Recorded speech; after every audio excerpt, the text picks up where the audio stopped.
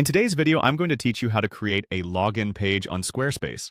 Whether you're aiming to offer member-exclusive content or simply want to add an extra layer of interactivity for your site visitors, a login page is a crucial element to achieve this.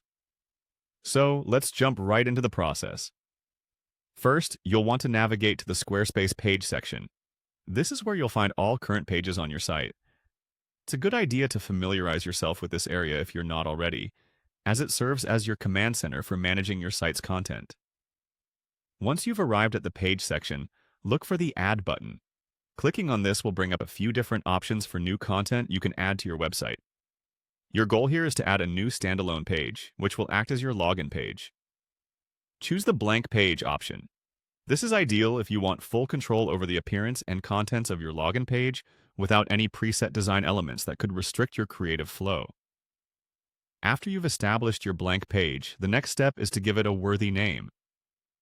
Naming your page something intuitive like Login or Member Access not only aids in navigation, but also prepares you for easier site management later on. Now that your new page is named, click on the Edit button. This is your gateway to customizing the page to fully suit your needs.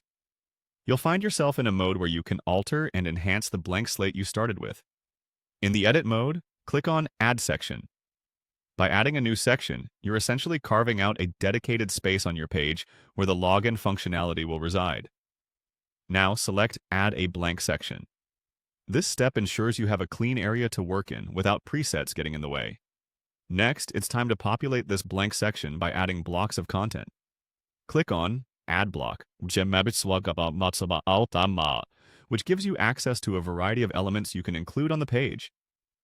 For a login page, you'll want to focus on the elements that capture user input.